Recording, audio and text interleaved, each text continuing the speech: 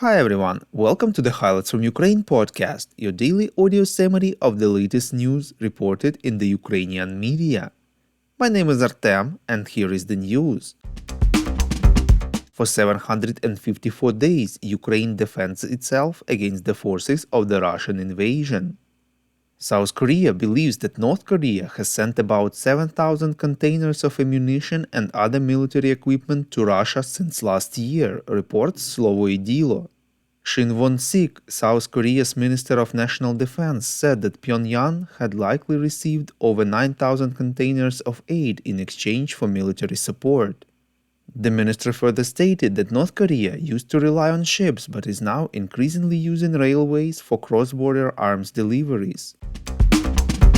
The president of the Czech Republic, Petr Pavel, said that in the near future European companies will be able to produce the necessary amount of ammunition for themselves and for Ukraine, reports Radio Liberty. He stressed that production of the necessary number of projectiles takes time and requires an increase in production capacity. The president said that his country is trying to find ammunition wherever it can, deliver it to Ukraine as quickly as possible. But at the same time, it is increasing its own capacity. According to the Wall Street Journal, Czechia found an opportunity to purchase an additional amount of about 700,000 large-caliber projectiles within the framework of the initiative for the purchase of artillery shells for Ukraine, reports Militarny. This will be possible if the necessary funds are available. Various suppliers were found in countries that are not part of the European Union and NATO. Prague found an opportunity to purchase 800,000 artillery shells from various suppliers around the world for the needs of the defense forces of Ukraine.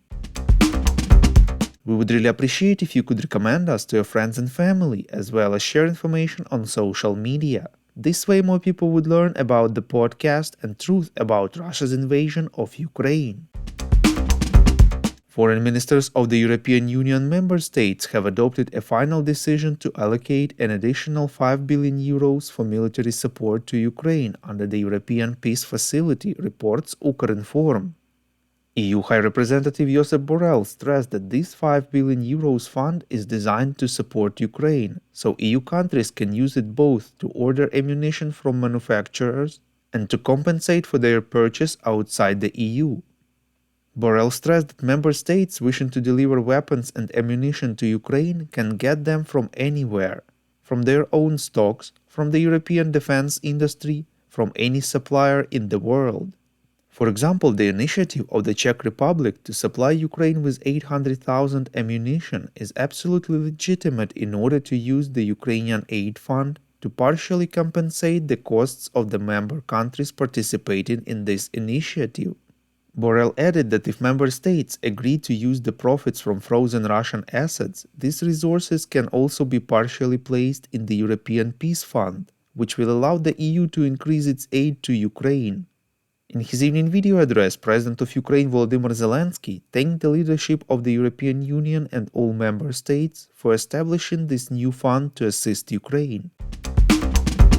Cabinet of Ministers of Ukraine has approved a plan for the Ukraine facility, the basis for providing financial support from the European Union under a 4-year program totaling 50 billion euros, reports European Pravda. Ukraine's Prime Minister Denis Shmyhal said that the plan requires structural reforms that correspond to more than 100 quarterly indicators. These are European approaches to public administration reform, the fight against corruption, economic and sector-specific reforms in various areas, from energy to agriculture. In addition, the document discusses broad goals such as the green transition, digitalization and European integration. Shmyhal said that the plan was developed jointly with European partners. It will soon be submitted to the European Commission for consideration. He added that if it successfully implements the reforms in the Ukraine facility plan, Kyiv will be able to receive about 16 billion euros already this year.